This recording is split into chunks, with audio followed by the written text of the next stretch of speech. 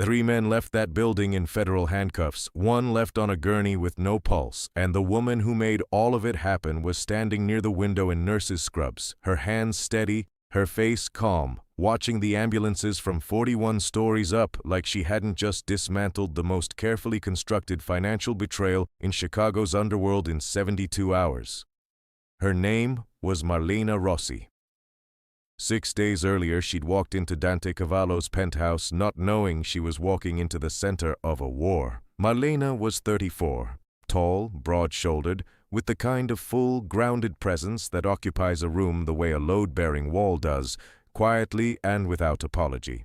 She had an ICU background, 8 years at Northwestern Memorial, a clinical pharmacology degree she'd completed at night between double shifts, and 2 years in financial auditing she'd almost forgotten she had until the moment it mattered most. She had hands that knew what to do before her brain finished the sentence. That skill had saved individual lives. It was about to save something considerably larger. I'd been hired through a private medical agency, discreet, expensive, the kind that didn't ask too many questions. The assignment? Round-the-clock care for a patient recovering from emergency cardiac surgery. The name on the file read Dante Cavallo. She hadn't known who that was until she stepped off the elevator into a hallway flanked by 2 men with earpieces who checked her bag, her credentials, and her phone without explaining why. Dante Cavallo was lying in a hospital-grade bed installed in what had once been a sitting room with floor-to-ceiling lake views. He was 51 and looked 10 years younger in photographs. In person, post-surgery, he looked like what he was, a man who'd been taken apart and reassembled and was still determining whether the pieces had gone back correctly. He had dark eyes that assessed her the way a man assesses a room he's entering for the first time, measuring distance, finding exits. "They sent a nurse," he said. His voice was low, roughened by the breathing tube. "They sent the nurse," Marlena said, setting her bag on the table and reaching for her stethoscope. "Shirt open, please." He looked at her for a moment. Then he opened his shirt. That was the first indication that Dante Cavallo was more intelligent than his reputation required him to be. She reviewed the surgical notes, checked his vitals, assessed the chest tube site, and found 2 errors in the post-op instructions within 20 minutes. 1 dosage discrepancy that was careless and 1 contraindication that was quietly dangerous. She corrected both without comment. He watched her work. "You found something," he said finally. "2 things," she said. "They're corrected. You're not going to explain what they were?" "Do you want the explanation or do you want to recover?" she said. "Right now, you're doing neither. Rest." He rested. Nobody had told Dante Cavallo to rest in 20 years. 3 of his men exchanged looks in the hallway. She found out about that later and filed it away without comment. What happened in that room over the next 48 hours was the kind of thing neither of them would articulate easily afterward, and the kind of thing that couldn't be undone once it occurred. On the 3rd night, at 2:17 a.m., his monitor spiked.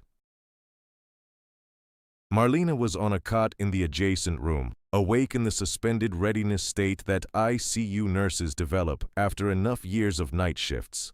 She was at his bedside before the alarm finished its first pulse. Cardiac tamponade.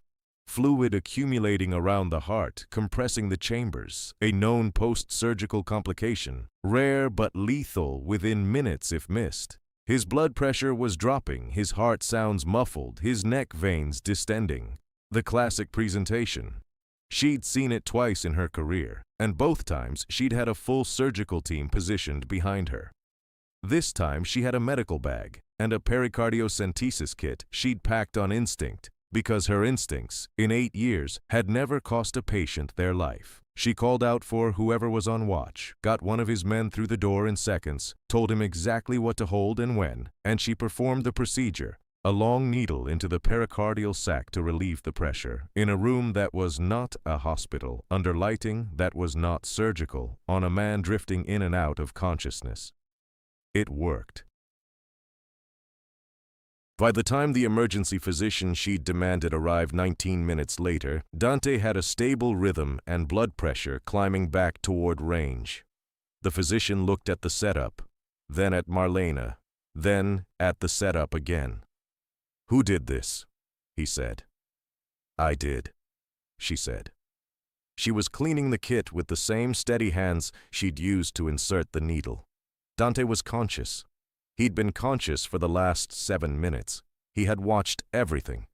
He never mentioned those 7 minutes again. But the people who'd worked beside him for decades said something shifted in him after that night. They couldn't name what it was. They simply knew it had arrived. Victor Soldano appeared 12 days later. He was Dante's financial consigliere, the man who managed the movement of money through legitimate businesses, real estate holdings, and a shell company network so layered that the FBI had been attempting to untangle it for 7 years. He was 60, meticulously groomed, with the composed bearing of a man who had spent 2 decades ensuring that every room he entered understood his position within it. He'd built his standing in Dante's organization over 20 years of precise, loyal-seeming work. He'd also, over the last 4 of those years, been quietly constructing something else entirely. Marlena was in the room when Soldano arrived for the first time, present to monitor Dante's vitals during a meeting his own physician had advised against. She sat in the corner with her tablet. Dante had introduced her once, briefly, as his medical staff. Soldano had looked at her then, the single assessing glance of a man who categorizes people on first contact and doesn't revise. He had placed her somewhere below the threshold of calculation and returned his attention to Dante. He didn't speak to her again for 4 days. On the 5th day, Dante hosted a brief session with 3 of his senior men and Soldano reviewing property acquisition documents. Marlena was there again. Soldano was presenting figures. At one point, he reached across the table for a document near her side and paused, as though surprised to find her still occupying that particular cubic footage of air.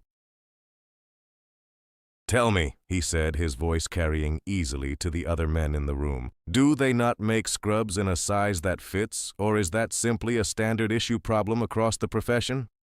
The room went quiet. One of the senior men looked at the table.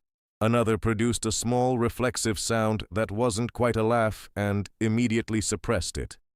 The third said nothing, which was its own kind of answer. Marlena did not move. She looked at Soldano with the expression she used when a patient's family member said something foolish under stress, patient, clear-eyed, giving the moment just enough rope. "They make them in every size," she said. "The question is whether you can read the documents in them." She turned the page in front of him so it was oriented correctly toward him. Page 4, the variance column. Soldano looked at her for a moment, a measuring look, the kind that carries warning inside politeness. Then he returned to his documents. Dante said nothing. He watched. He remembered. Psychologists call the impact of targeted public humiliation a specific and lasting form of social wound. In her landmark research on shame and identity, Dr.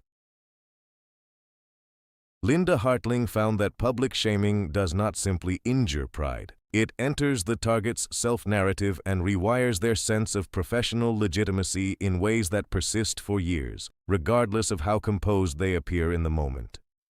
Marlena appeared completely composed.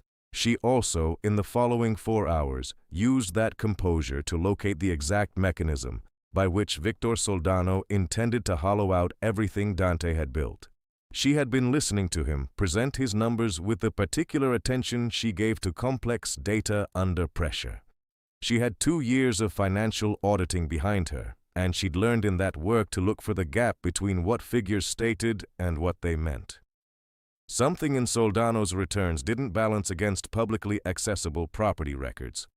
A small variance, the kind designed to disappear inside a larger structure. She went back to her room and spent 4 hours pulling the entire framework apart using nothing but LLC registration databases, Cook County filing records, and the financial forensics methodology her family's firm had taught her before she'd pivoted to medicine. what she found was not an error. It was an architecture. Soldano had been routing funds through Dante's recovery period holdings, a period specifically chosen because Dante was physically compromised and unlikely to review fine detail, and redirecting a percentage through 4 corporate layers to a trust that connected to a competing family in Detroit. He wasn't simply stealing. He was positioning someone else to absorb the empire at the point when Dante's recovery failed to hold. Dante had nearly died. Soldano had known it. He'd begun moving 12 days before Marlena had found him.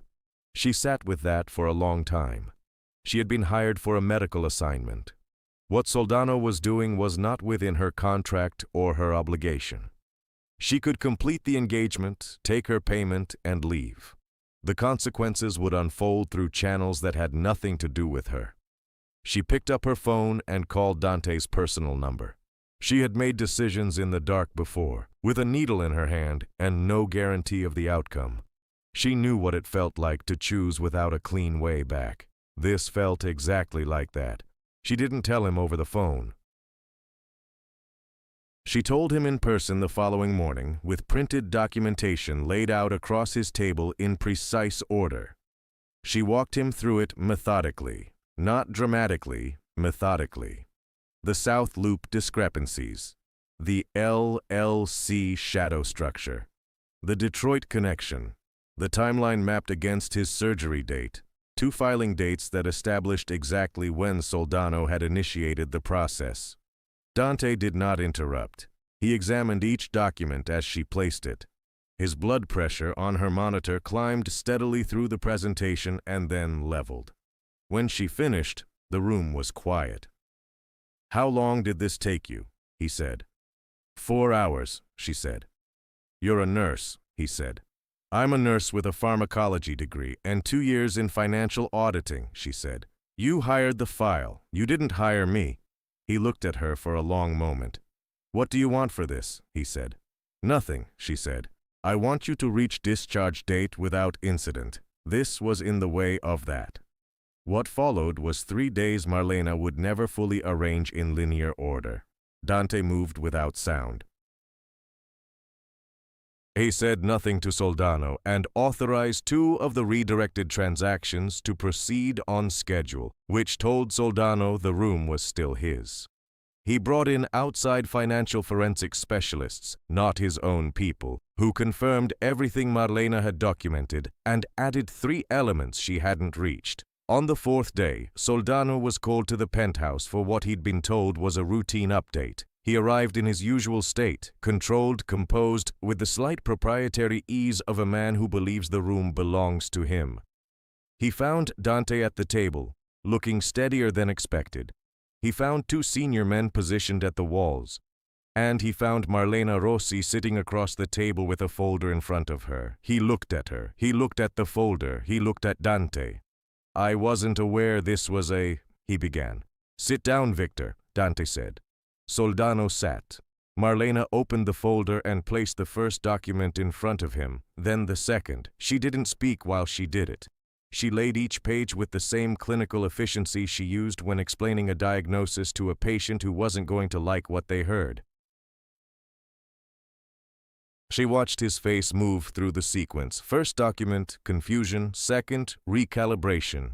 Third, the moment where a person understands that the room they entered is not the room they believed it to be. "These are restructuring documents," he said. His voice was precisely controlled. "Standard procedure during a recovery period." "The Detroit Trust isn't standard," Marlena said.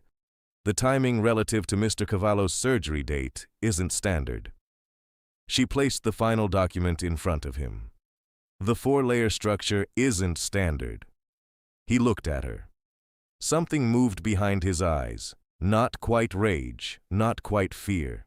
The specific affront of a man who has been outmaneuvered by a variable he never entered into his calculations. John Gottman, after 40 years of studying power and human dynamics, identified contempt as the most corrosive force in any relationship. Not anger, but contempt, because anger communicates conflict while contempt communicates the refusal to grant the other person's significance. Soldano had refused to count her. In that moment, sitting across from her documentation, he understood that she had counted him out entirely.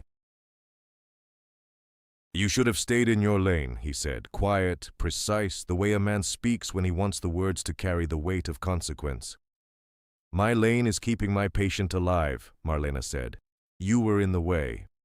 Dante looked at Soldano, just looked at him. He didn't need to say anything further. The men at the walls moved. The federal element arrived later that week. Dante's people had been building a separate case on other matters, and Soldano's activities folded into it cleanly. 3 individuals connected to the Detroit arrangement were taken into custody. One of Soldano's intermediaries made a calculation about his own future that shortened his sentence and ended Soldano's. Victor Soldano, precise and controlled until the last possible moment, said very little during processing. He had said enough in that room to Marlena. She suspected he spent considerable time afterward understanding what he'd miscalculated. She completed Dante's recovery. He was cleared for limited activity at the end of week 3. On her final official day, she arrived for a closing assessment, handed him a written clearance, and began packing her bag. "You could stay," he said. She looked at him. "Not as a nurse," he said. "That's not what I mean." She had known for 2 weeks what he meant. She had been deciding what she thought about it. "I have a patient intake next Monday," she said. "Cancel it." "I don't cancel patients." A pause. "What would it take," he said slowly, "for you to consider something different?" She closed her bag and looked at the lake through the floor-to-ceiling windows, 41 stories up. She thought about a needle in the dark and a man drifting toward a threshold she'd pulled him back from. "It would take you understanding," she said, "that if I stay, it's not because I need your protection. You understand that clearly?" "I understand it clearly," he said. "I think that's exactly why I'm asking." She walked toward the door. She stopped. "Monday morning," she said. "I'll need an office." "You'll have 3, he said. She left. He reached for his phone before she'd reached the elevator. There is a kind of strength that doesn't announce itself. The kind that shows up at 2 a.m. with steady hands and does what has to be done without waiting for permission or recognition. Marlena Rossi had carried that strength for her entire career, deploying it one patient at a time in rooms that forgot her the moment she walked out. She was about to find out it worked at a different scale too, and that the man who'd watched her use it twice now had no intention of forgetting. If this story stayed with you, if Marlena's kind of quiet, certain strength resonated, leave a like. It tells us you want more of this. Subscribe for the next story and we'll be back with something that hits just as hard.